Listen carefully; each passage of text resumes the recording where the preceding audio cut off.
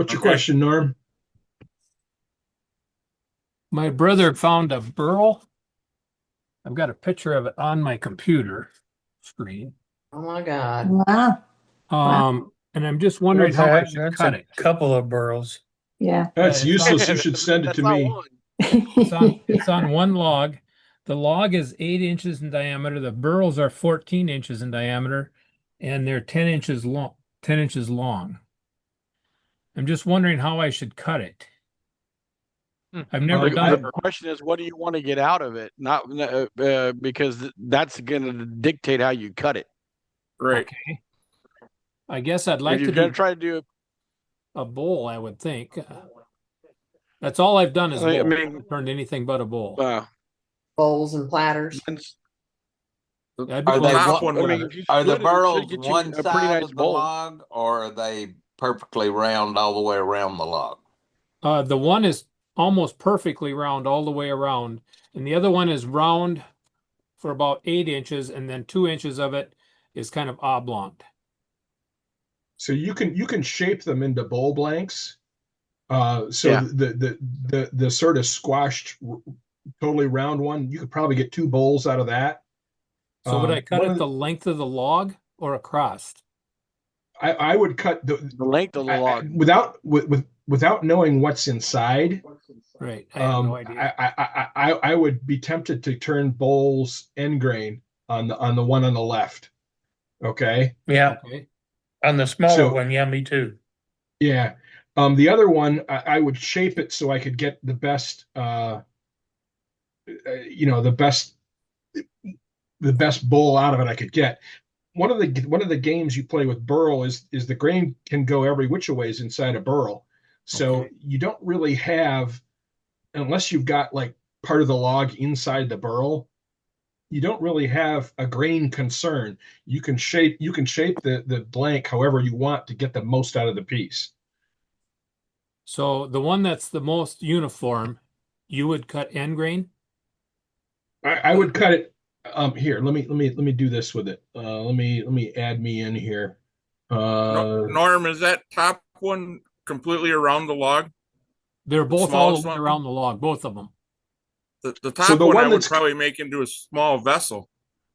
I yeah, would I would cut it I off would on too. each side of the Hollow part. burl and make it into a vessel. Yeah. I get into an urn. Yeah. Norm, what kind Yeah. of wood is that? Well, it's not the best kind. It's red pine, he said. I thought it was pine. All right.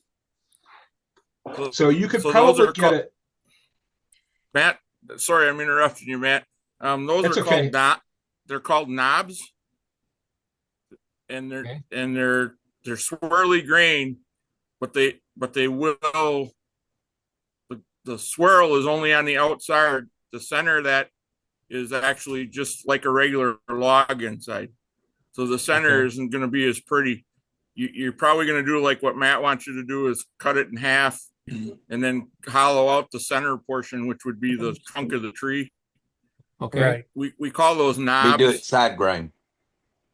Yeah, you definitely want to So do do a side side grain on it. Yep. Okay. So I would All your pretty wood is going to be on the outside of that, not in the center of that burrow. okay. So then I would try to take the bark off, right? Turn the bark away. Mm. It's Yes up and to no, you. depends on You how you cut them, right? Yeah, Right, go right, ahead, Matt. right. Yeah, so yeah, I mean the one on the left side, I would cut the ends of the logs off to get an idea what's inside, and then probably try to get two bowls out of it like this. Okay. Okay. All right. But that's all I was gonna say. But you Yeah. can turn, I mean, you can do end grain, end grain stuff. I got some stuff here. So you can, I mean, this is cedar, but you can do end grain bowls. So Okay. and leave the bark in too. So there's a lot of options. Okay. Sure. So it all depends on how if you didn't want to do two bowls like this, you could do one and leave the bark along the edge. You know what I mean? Yep. So there's a lot of options, a lot of ways you could do it. So Cool. Or you could do, Matt, if you hold your hands up again like the knob, you could do a hollow vessel. You could Yep, hollow it yep. from one end, grab it on one end, hollow it from the other end, and make it completely hollow with a small hole in the middle. more like an urn or a small vase. I think that would look good on the top one. The bottom one, I think I would do like Matt says, cut it and make it into 2 bowls. Okay, You said and you've can- only done. You said you'd only done bowls, Norm. Is that right? that's all. You Yeah, I've only done this for a short time, and all I've ever made is a bowl. okay? So you don't have a way to hollow it, right? You don't have a hollowing jig No, or experience. Okay, gotcha. I'd Okay. like to. I looked at one when I was at the show a couple weeks ago, but I just about bought it, but I didn't.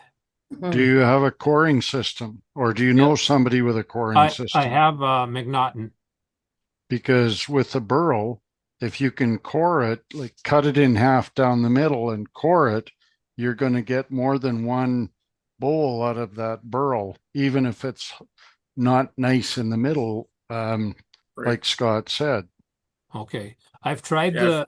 I've tried it twice, and I have not been successful with the McNaughton.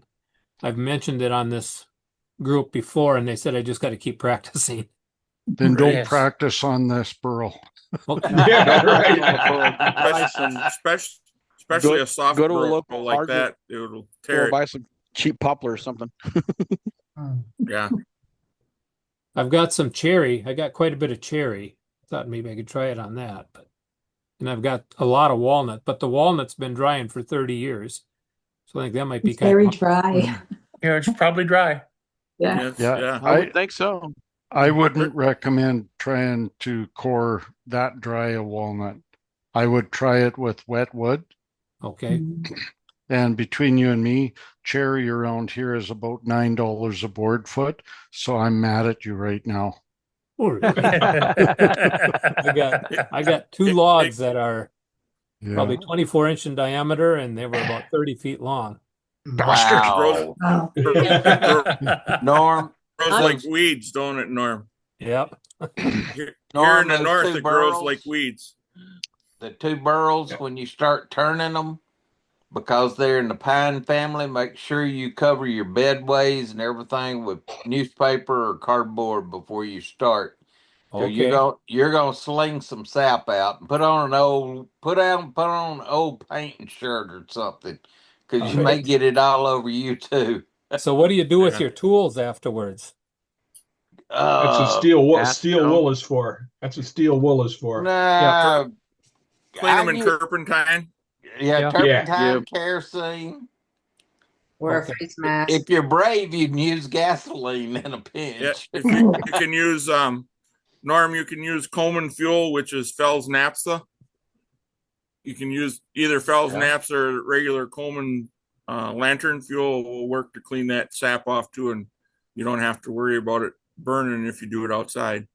Okay. That's one of my concerns, was what I was going to do with the sap. The sap's going to make a mess for sure. Yeah. Mess. I You're think gonna it was- probably want- I think they were cut last fall. yeah, you're probably going to want to turn them sooner. They're going to crack. Oh, Yep. okay. And maybe do it in somebody else's shop and put the mess over there. There you go. That's a good idea. You could hang a plastic Well, tarp right. against the wall too, so that on the backside of your lathe. So when you're flinging that sap, you're only flinging it into a piece of plastic. Hang it from your ceiling. A piece Sure. of visqueen that you can throw away when you're done. You don't care about it. At least Yep. you're not getting it all over the shop then, right? Well, I have plastic around my lathe anyway, so I keep everything contained. You may And need Norm, you can come turn that wet sauce stuff in my shop as long as you bring some cherry to go with it. Oh, yeah. Not a problem. you can take it to Doug Rowe. He's used to that kind of a mess. How about hard maple? Should that be turned wet or dry? I just got a big Hard maple works both ways. Yeah. For Either make- way for on making- it. Yeah, for making platters, I buy hard maple to make platters because it doesn't move much at all, and it's a great light wood for painting or something on. But it's also great fun to turn wet, so it turns wet really nice. So hard I maple couldn't is tell you, usually I don't turn anything wet. it's usually sugar maple. Hard maple is Oh, I- turning a piece of wet sugar maple. That's about the most fun you'll have with your clothes on. So I would argue that silver maple is more fun than sugar maple, but it's a very slight degree. Yeah, slightly. would that be a good one to try my McNaughton on? Yes. Yes. Silver maple would be better because it's softer. If you've got box elder handy, that would be a really good wood to try it on too. Yeah, I got a lot of box elder. Wet box elder is Box great elder fun. turns really well. Yep. Okay. Yeah. Good. Well, thank you, gentlemen and You know ladies. what you're gonna do with it now? Pardon? It's got a lot of options. A lot of options. You know Lot what of you options. yeah. The way it sounds, though, I should probably do it sooner than later. Mm-hmm. On the pine, Yeah. I would do it sooner than later for sure. Yep. Yeah. And you're probably going to want to finish that bowl in one day so that Okay. you can get your sealer on it the same day that you started turning it, because I'm sure it's got actual ambient moisture in it, and pine does like to crack if you don't keep it even. Sure. Well, it should be fun. Fun to try.